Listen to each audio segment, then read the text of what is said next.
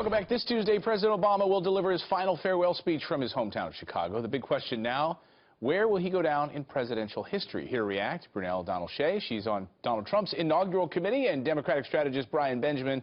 Welcome to both of you on this snowy Sunday morning. Brian, first to you. Good morning. Sure. God bless you. Good morning. God bless you. As a liberal, Brian, where do you think President Obama will come down in the history books? I think he'll come down near the top. I think first he's kept us safe.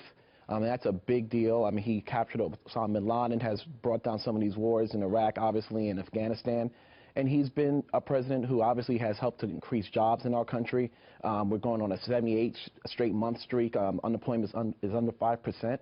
And he has, increased the safety net. If you look at health care, over 32 million people now have health care.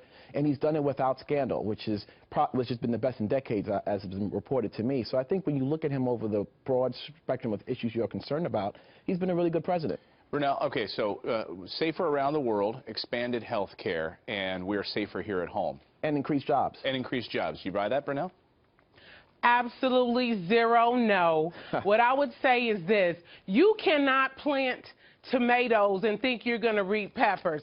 I'll say it another way. Yeah, you please. cannot disappoint the people and then want to walk out with accolades and lauding after you failed the inner cities, after you failed the poor and the middle class, after you only bailed out Wall Street, the auto industry, and the banks, and you left Americans behind. Who works in these auto We industries? have an ISIS problem. Excuse me, Mr. Benjamin. Sorry, you're right. We have an ISIS problem that was in infancy when you walked in the door, and now we've got full-grown ISIS running all around the world, terrorizing everyone. All the people that voted for him put their hope in his story of change and hope, and now look at what we're looking at. Two things, guys. Part-time jobs. Part-time jobs.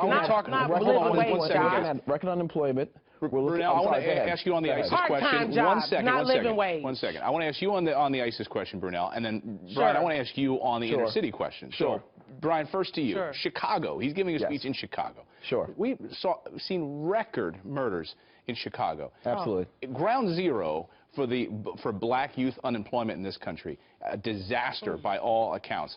What do you say to that? Has he let the inner cities down? Has he let the African-American community down in this country? Well, let's remember, we have mayors of cities, and Chicago is a trouble spot. There's no doubt about it. And I think that there's definitely more resources that could have been put into our inner cities. But remember, Congress blocked a lot of some of the jobs programs that he wanted to do. There's a number of things he tried to do that Congress blocked. But let me say, New York City, on the other hand, has seen a lot of downturn in arrests, and so while Chicago is not doing so well, other parts of the country have done well, and the president has done the best he can. We don't have a dictatorship, Brunel. Just keep that in mind. And the president has done the best he could with the environment that he's in. Brunel, I want to ask you on the ISIS question. Now, you said it's been a disaster, and yet there's been reports recently, and we've had a lot of guests on our show have acknowledged this, which is that ISIS leadership on the run, they're having to come out of hiding, and the Obama administration, drone strikes or whatever, has gone after the top leadership. Hasn't there been some major advancements on ISIS? Would you concede that point or not? I would say no, because look at all the murders that are going on around the world, Christians being persecuted, even peaceful Muslims being persecuted under ISIS. And let's get back to Chicago, which is my hometown, Mr. Benjamin.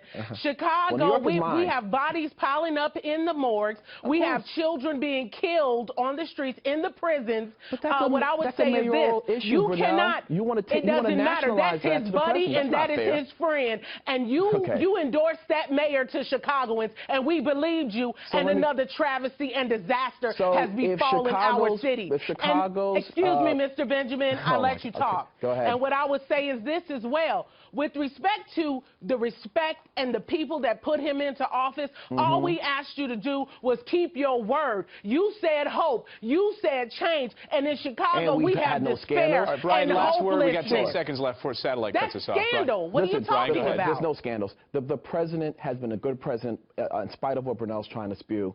He is a good man. He's been a decent man. He's a family man. And he's done the best he can for this country. I didn't say he wasn't a good man. I said his policies were terrible. We'll see both of you at the presidential library opening for President Obama. His policies were terrible. That doesn't make him a terrible person. Brunel. Just his policies. We'll see what Trump does with this wall. Thank you, Brunel. Oh, I know.